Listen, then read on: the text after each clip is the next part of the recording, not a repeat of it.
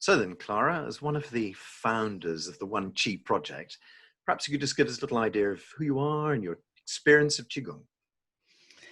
That is a large topic, Jeremy, but that's what we're talking about, isn't it? It's unfolding from each of our personal perspectives on what it is about Qigong, really, it's kept me, I was going to say entertained, oh my goodness, it's coming up for 30 years.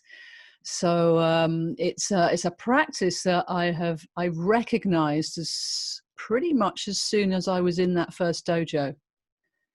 And it was very exciting when I first found Qigong, because I didn't know that there was an exercise form that had this physical component and then the energetic component. And then from the harmonization of those two comes the other experience of spirit.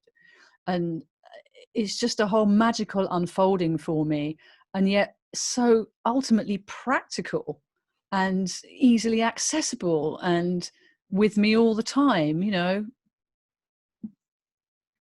that kind of thing. Okay, so in brief then, what would you say that you really love about Qigong? It gives me back to myself. It gives me time to nurture myself on all these different levels, to take care of my physiology when it's playing up, or to take care of it in advance, knowing that I'm going to need to be doing something. So there's that building self-respect has been huge. And this management of my energy. Now I have a lot going on in my life. I'm a very, fiery person. I've got a lot of engagement happening, this, that, and the other, all over with the radio shows and with the teaching and clients, and then my son and all of that. Like a lot of you, I'm sure, who are watching, there's a lot of things going on in your life. So it's very easy to lose yourself in that. And Qigong has helped me put myself higher up the list of priorities, because I now know that when I give to myself in this true way, then I'm going to be better giving to the others in my life. And it also gives me a place of steady sustenance that's actually always there. And if I get in a funk about anything, one breath, connect in, down, heart, it's always there for me to presence myself with. So Qigong is my best friend.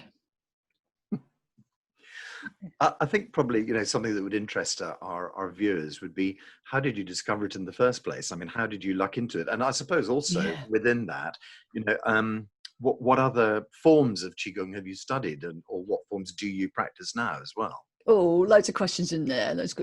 So Qigong found me. I was a costume designer in London in the 1980s and 1990s. And I just overused my body, and I got a punishing repetitive strain injury in my arms, and that stopped me from being able to do any of that anymore.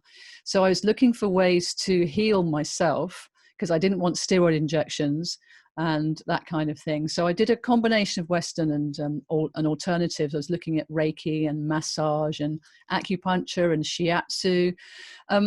One of the disciplines that I was getting into, the modalities, was cranial sacral therapy, and that I was just loving, that holding of the nervous system. I think it's actually hugely valuable. We can all do with that now. But the chap that was offering that was also a Qigong instructor, and I was talking to him about wanting to do something for myself. It was great going and having all these treatments and therapies, love it, love it, love it, but actually, what can I do for myself? And he said, well, why don't you come and try Qigong? And I looked at him and went, what are you talking about? I don't know what you mean. He goes, well, why don't you just pop along and see how it goes? How does it sit? How it sits with you? So I did. I was in Stoke Newington, London. I popped along to the old fire station where a lot of sessions used to go on. And the first thing you do is stand absolutely still. And I'm like, whoa, this is boring. And then it was like, actually, no, it's not boring at all, as he was talking us through the considerations and the opening of Wu Qi for the first time.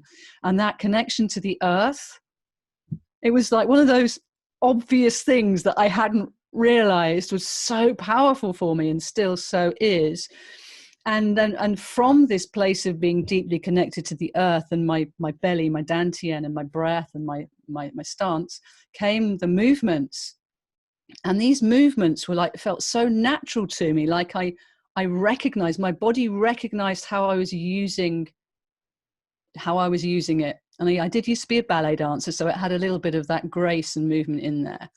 And I was gently blown away, had the best night's sleep I had had for years, and just thought, I want to know more about this. So, and I did. And then actually that was Jed Sumner who introduced me to it. And he set up the London College of Elemental Qigong several years later, of which I did my 4-year training there. So that sort of followed on through. So sorry, what was the other part of the question?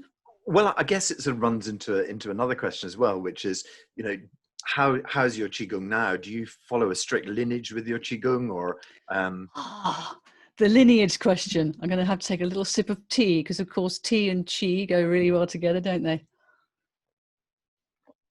Yeah, so I originally learned elemental Qigong. So this is linked to medical Qigong around the 5 elements, the 5 element theory, the working with the body organs, the colors, the propensities, all of that. Thoroughly interesting, and still very much the bedrock of what I share and what I use for myself. But I was really intrigued about the history of Qigong and about where it had come from, how it had grown, the links with Tai Chi, how, you know, what are the common factors here, what's going on.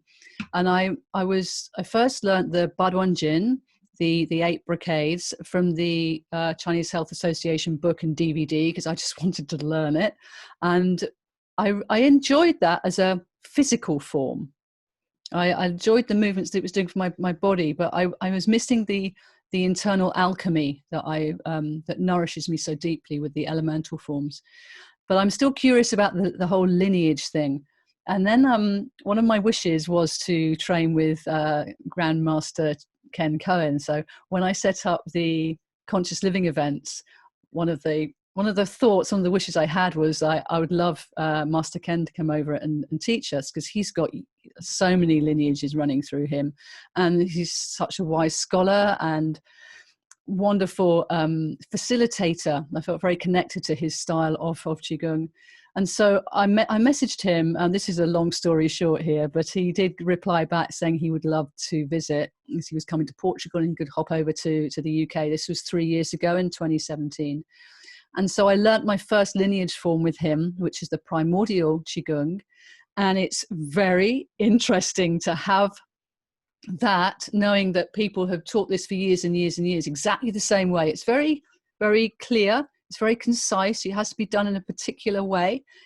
And I'm naturally more of a spontaneous expresser. That's my kind of dance thing. And I love spontaneous Qigong, as the body can express itself. But I also really highly value a structure to fall back into and play with that as well. So I think there's very much place for both. And tuning into your system, what is it I need right now? And so I often play with the primordial form. I play with it quite a lot on my own. And in between parts of the form, I'll do a bit spontaneous, or it will show me what else wants to happen, and then I'll bring it back into the structure. So yeah, making it your own, but valuing the structure that it offers as well. Clearly, you've got a lot of experience from your Qigong.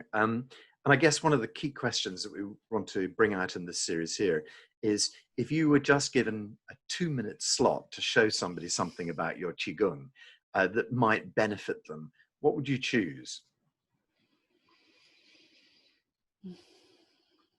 I think, and I feel, that one of the most beneficial things that we could connect with is that sweet spot of stillness at the center of us. And I have a really simple way that we could access this right here and now. Do you want to play? Sure.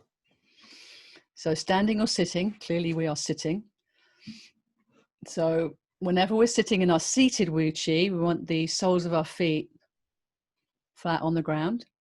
We want our hips, our knees, and our feet in alignment. So we've got a nice steady foundation. 2 minutes. Okay, I won't go into a big long one because this it could be, but I won't this time. But trusting that you all know how to position yourselves. So you have nice long spines, relaxed shoulders, and you're not leaning back into the chair. You're more seated and connected down into the earth and into the rhythm of your breath. Softening your belly. And as you know, Jeremy, whenever you work with the rhythm of your breath, it potentizes your movement so much more. One of the keys to our Qigong is the rhythm of the breath guiding the pace of the movement. And we're going to do a very, very easy version of this here. So as you're gently breathing in and out, let yourself also rock backwards and forwards to the rhythm of your breath. And it doesn't really matter whether you're rocking forwards on your out breath, your in breath, you're just allowing the rhythm of your breath to denote the pace of your rocking. And if you find that you pause at the end of a rock because you're waiting for your breath to turn, to pause, then do that too.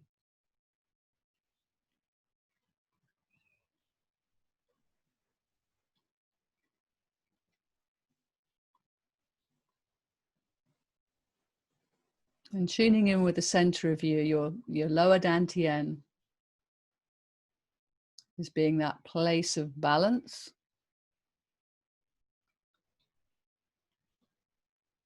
And just let this rocking movement begin to condense, meaning you're not rocking so far forwards and you're not rocking so far back. But the breath is still the length that it is. And your center is calling you back to a place of poised stillness that finds you between the rocking backwards and forwards into that center place, that sweet spot.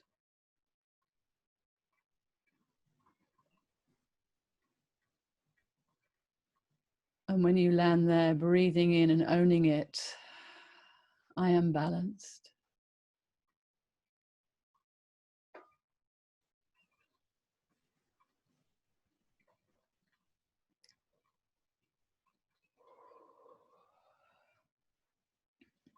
And that, although it's very simple, is one of those profound connections that nourishes me. Whenever I get in a funk, I'll go back to rocking, coming into sweet spot. Clara, that's been really, really nice to speak to you. That's a fantastic little introduction to your work. And so thank you very much. You're so welcome. Thank you for asking me, Jeremy. No problem.